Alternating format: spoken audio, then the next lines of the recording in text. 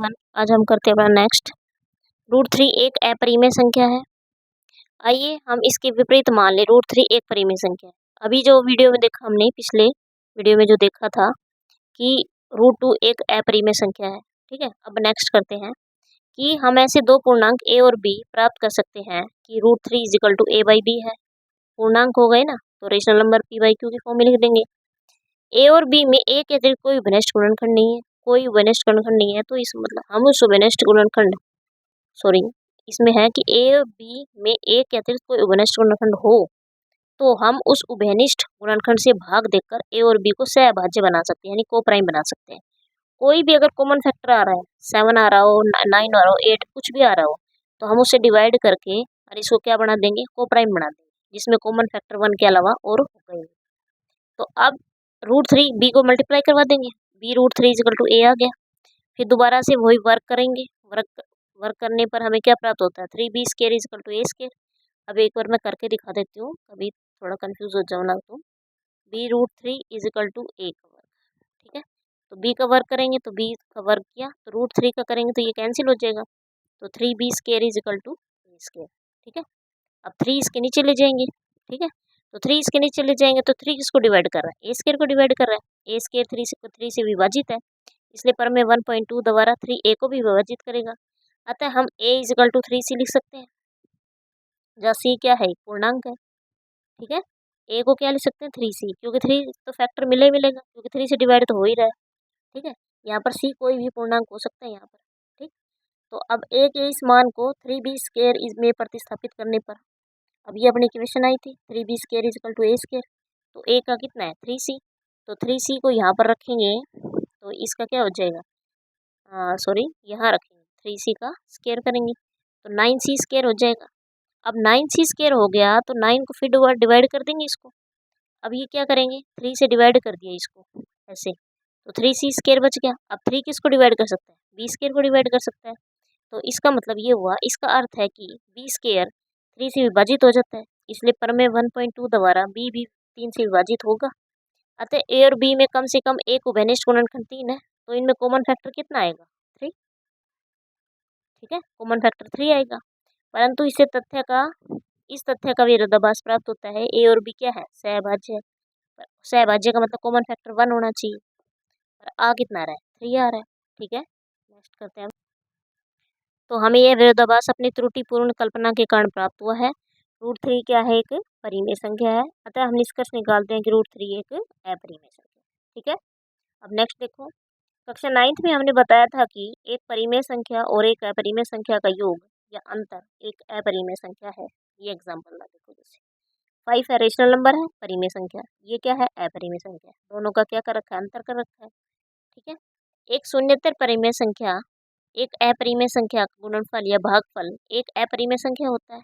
जैसे 7√5 है, 7 क्या है, रेशनल नंबर है, और √5 क्या है, इरेशनल नंबर है। ठीक है, एग्जाम्पल है, आप एग्जाम्पल को अच्छे से करना, उदाहरण को, आपकी एक्सरसाइज अपने आप हो जाएंगी। ठीक है, 5 - √3 एक अपरिमेय संख्या है, ये प्रूफ करना है, तो हम इसके विपरीत मानना है। 5 - √3 क्या है, परिमेय संख्या है, तो सहभाज्य संख्या है, हमें क्या लेनी है, a और b। सहभाज्य बताई थी, को प्राइम, यानी इनमें दोनों में कॉमन फैक्टर कितना आएगा, उभयनिष्ठ गुणनखंड 1 आएगा। तो हम ज्ञात कर सकते हैं कि 5 - √3 a/b। अभी पीछे हमने जो स्टार्टिंग में किया था तो परिमेय संख्या बताया था, जिसको p/q की फॉर्म में लिख सकते हैं हम। p और q क्या कहते हैं, इंटीजर है, तो a और b क्या है, इंटीजर है, पूर्णांक है। ठीक, तो 5 माइनस, अब इसको कैसे किया, a/b को उठा के इस साइड ले आई। ठीक है, और ये √3 है, ये इस साइड आ गया। आई बात समझ में। तो इस समीकरण को पुनर्व्यवस्थित करने पर हमें प्राप्त होता है √3 इस साइड लेके आ गए, 5 - a/b आ गया। चूंकि a और b क्या है, पूर्णांक है, इसलिए 5 - ab क्या होगी, एक परिमेय संख्या आ गई। भाई a और b क्या है, पूर्णांक है, तो 5 - b क्या हो गई, एक परिमेय संख्या आ गई। तो ये अगर परिमेय संख्या है तो इक्वल में है ये, तो √3 क्या हो गई, एक परिमेय संख्या है। ठीक है, परंतु इससे इस तथ्य का विरोधाभास प्राप्त होता है कि √3 एक अपरिमेय संख्या है। ठीक है, हमें ये विरोधाभास अपनी गलत कल्पना के कारण प्राप्त हुआ। 5 - √3 एक परिमेय संख्या है। ठीक, अतः हम निष्कर्ष निकालते हैं 5 - √3 क्या है, एक अपरिमेय संख्या। ये सारी चीज़ें लिखनी है आप, ठीक है। और इसी इसी एग्जाम्पल से ये सेम एग्जाम्पल ऐसे ही इसमें हो जाएंगे। 3+√5 सोल्व हो जाएगा, 6+√2 सोल्व हो जाएगा। नहीं हो तो मेरे को प्लीज़ कमेंट करके बताएं, मैं दोबारा सोल्व करूँगी इसको, एक्सरसाइज को। अब आगे देखो नेक्स्ट। अगला उदाहरण है, दर्शाइए कि 3√2 एक अपरिमेय संख्या है। 3√2 क्या है? अपरिमेय संख्या है। इसके विपरीत मान लें 3√2 एक परिमेय संख्या। हमने पहले मानना है कि 3√2 क्या है? परिमेय संख्या है। अर्थात हम ऐसी सहभाज्य संख्या ए और B not is equal to ज्ञात कर सकते हैं। 3√2 is equal to A B by B, परिमेय संख्या के रूप में लिख दिया ना इसको। ए और बी क्या है? सहभाज्य संख्या यानी कोप्राइम, कॉमन फैक्टर 1 के अलावा और नहीं। पुनर्व्यवस्थित करने पर √2 is equal to A by 3 कैसे किया? अब 3 को इसकी साइड नीचे लेके गए, मल्टीप्लाई हो जाएगा तो ए बाई 3 भी हो गया। चूंकि 3ab सारे क्या है? पूर्णांक है, इसलिए a बाई 3 भी क्या है? एक परिमेय संख्या हो गई। इसलिए √2 भी क्या होगी? परिमेय संख्या होगी। परंतु इससे इस तथ्य का विरोधाभास प्राप्त होता है, √2 क्या है? अपरिमेय संख्या है। ठीक है, तो अतः हम निष्कर्ष निकालते हैं कि 3√2 क्या है? एक अपरिमेय संख्या। कर लोगे? अब देखो √5 एक अपरिमेय संख्या है, ये कहाँ से निकलेगा? अपनी जो पिछली वीडियो में √2 का निकाला हमने, इस वीडियो में पहले √3 का निकाला कि रेशनल नंबर है, सेम ऐसे कैसे √5 का निकालेगा। ठीक है, आप पहले उस वीडियो को देखना, समझने की कोशिश करना, फिर खुद से करना ट्राई। उसके बाद सेम ये उदाहरण अपना ये बता दिया 1/√2 है, इसको देख के घबराना मत। 1/√2 is equal to A by B लिख दिया मैंने।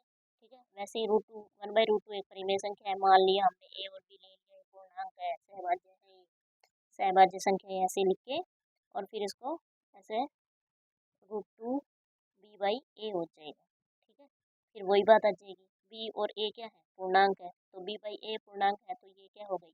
परिमेय संख्या। ये परिमेय संख्या है, तो यहाँ पर √2 क्या हो जाएगा? ये भी ये परिमेय संख्या हो जाएगा। यहीं से विरोधाभास प्राप्त होता है हमें कि √2 तो क्या है? एक अपरिमेय संख्या है। बस, तो इसे निष्कर्ष निकलता है कि 1/√2 क्या है? एक अपरिमेय संख्या। ठीक है, कर लोगे? समझ में आ रहा है अच्छे से? हिंदी मीडियम स्टूडेंट के लिए इसलिए क्या है कि बच्चे को थोड़े समझ में ना आए तो इसे देख लें। मेरे चैनल को सब्सक्राइब करना, मेरी वीडियो को लाइक शेयर करना, समझ में आ रहा तो अच्छे से और कमेंट करना। Thank you.